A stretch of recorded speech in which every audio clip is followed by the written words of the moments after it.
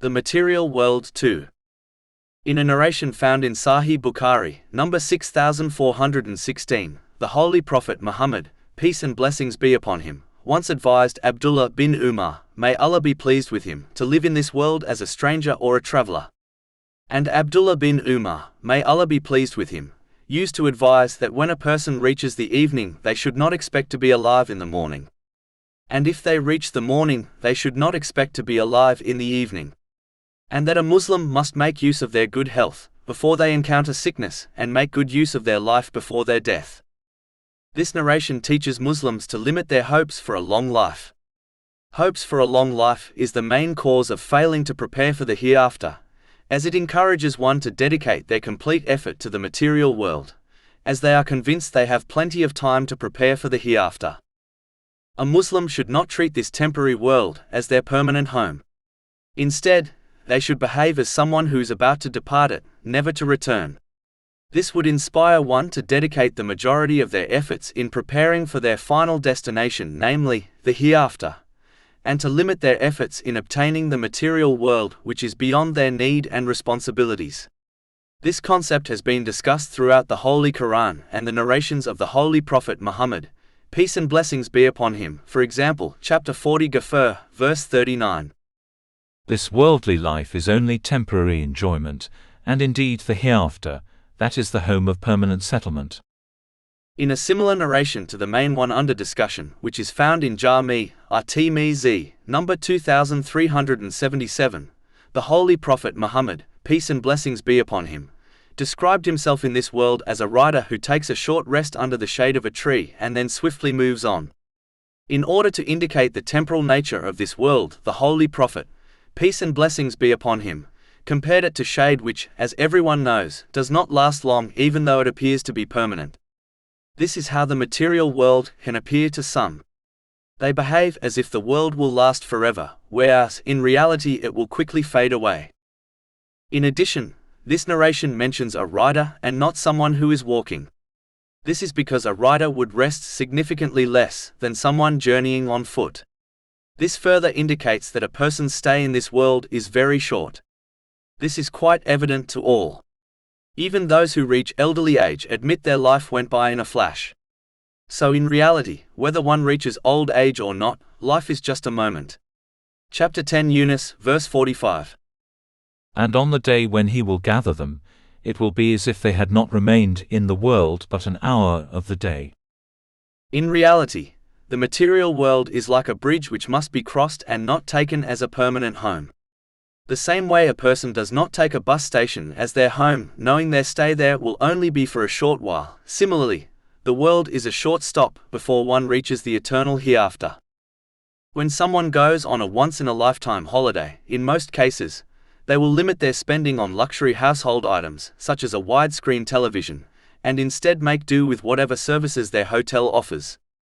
They behave in this manner as they understand that their stay in the hotel will be short, and soon they will leave, never to return. This mentality prevents them from taking the holiday destination as their permanent home. Similarly, people were sent to Earth for a purpose which is definitely not to make it their permanent home.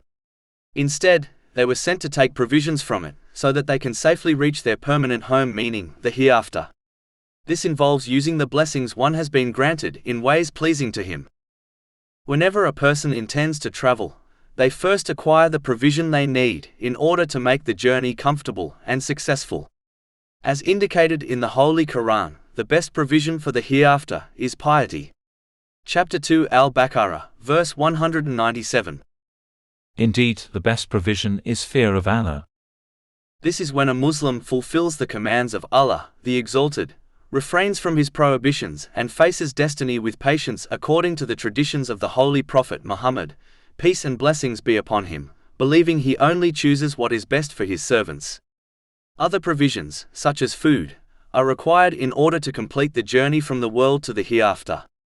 But the provision which should be prioritized is piety, as it is the only provision which will benefit someone in both this world and the next. It leads to peace in this world and in the next. Chapter 16 An-Nahl, verse 97.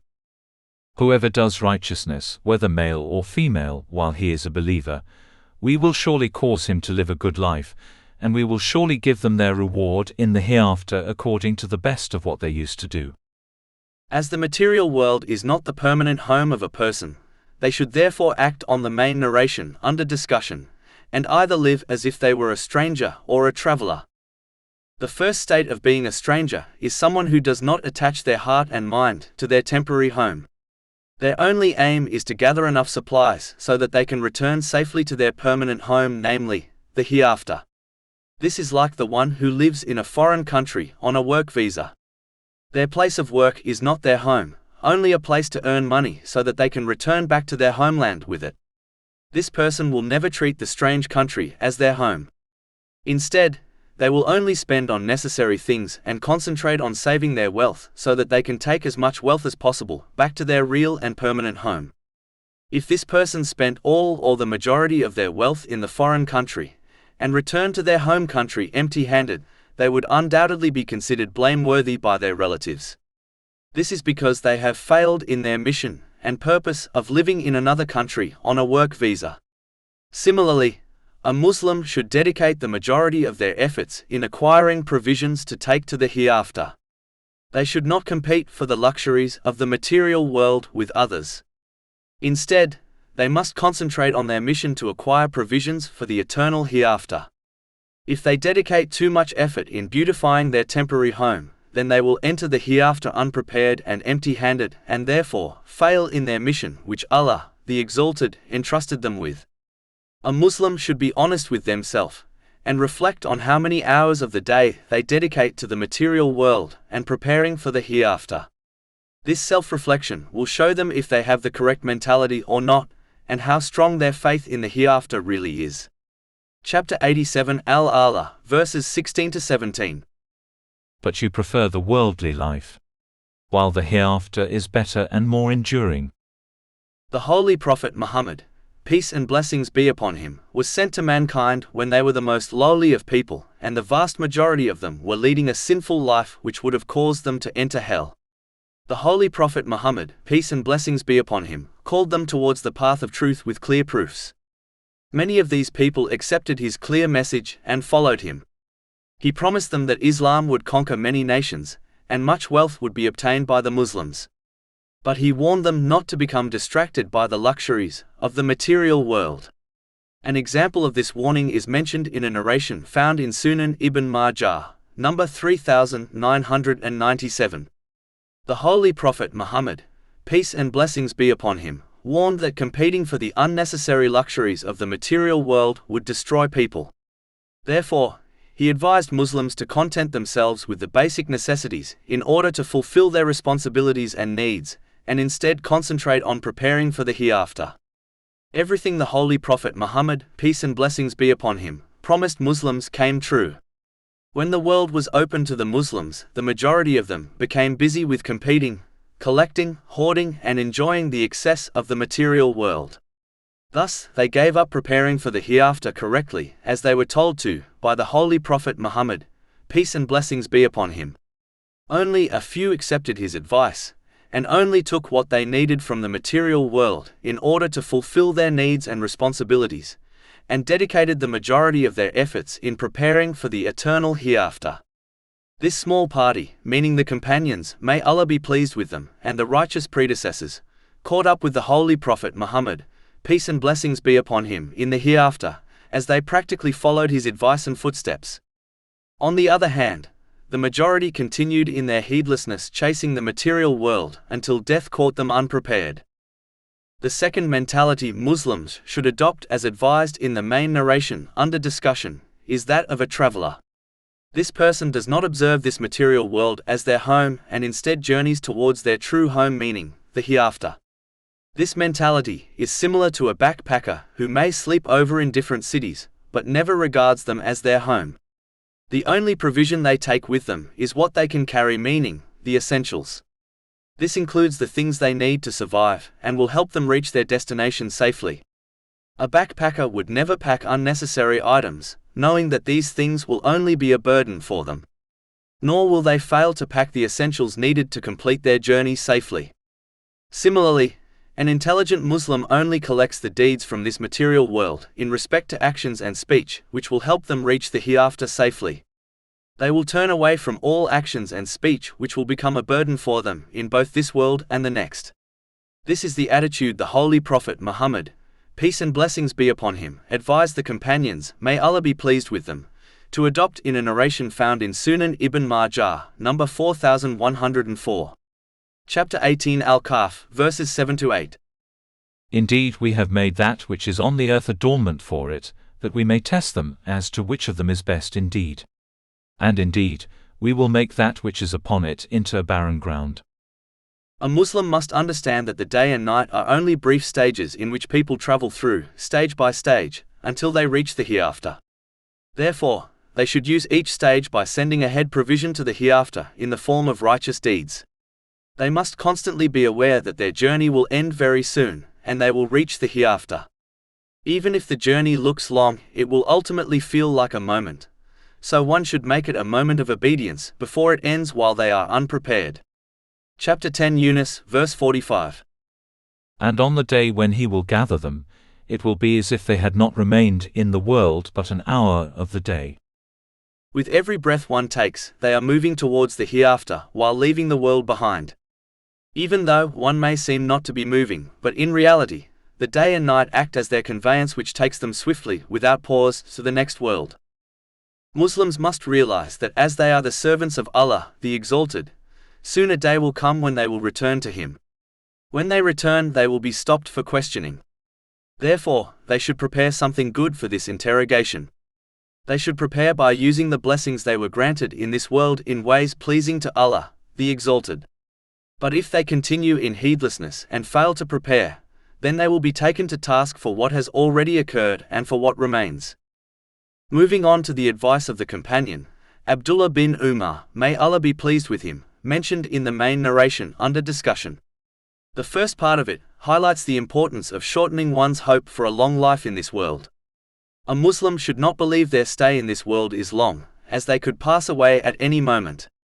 Even if one lives for many years, life still seems to have gone by in a flash. This is what Abdullah bin Umar, may Allah be pleased with him, indicated by advising Muslims not to believe they will be alive in the morning if they reach the evening. This mentality is the root cause of only taking what one needs from the material world, in order to fulfill their worldly responsibilities and prepare for the hereafter. Whereas, having hopes for a long life is the root cause of the opposite meaning. It causes one to delay preparing for the hereafter by performing righteous deeds and refraining from sins, and it encourages them to collect and hoard the material world, believing their stay in it will be extremely long. In addition, Abdullah bin Umar, may Allah be pleased with him, also advised Muslims to make good use of their good health before they encounter sickness. Unfortunately, most people only appreciate the value of good health after they lose it, which has been warned in a narration found in Sahih Bukhari, number 6412. Making use of good health means that a Muslim should use their physical and mental strength in the obedience of Allah, the Exalted, by performing righteous deeds and refraining from sins before they reach a time when they might desire to perform good deeds, but can no longer do them due to poor health. The one who makes good use of their good health will be given the reward of the righteous deeds they performed during their good health, even when they encounter sickness and can no longer do them. This is confirmed in a narration found in Sahih Bukhari, number 2996. Whereas, the one who does not make good use of their good health will lose this potential reward when they become sick.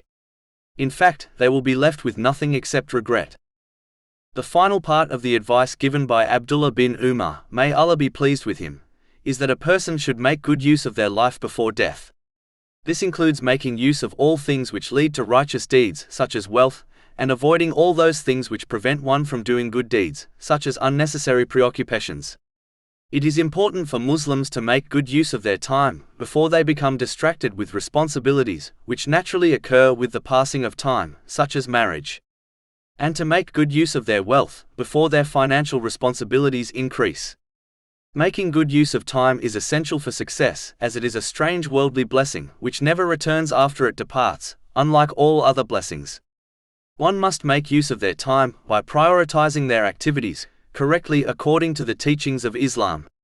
The one who behaves in this manner will fulfill all their responsibilities, duties and necessities, and have plenty of time to enjoy lawful pleasures in a balanced way. As warned by the Holy Prophet Muhammad, peace and blessings be upon him, in a narration found in Jami' at-Tirmidhi, number 2403, all people will have regrets at the time of their death. The good doer will regret that they did not perform more good deeds before dying. The sinful person will regret that they did not sincerely repent before their death. In this world, people are often given second chances, for example, redoing a driving test, but there is no do-over once a person dies. Regret will not help them at all. Instead, it will only add to their pain and suffering.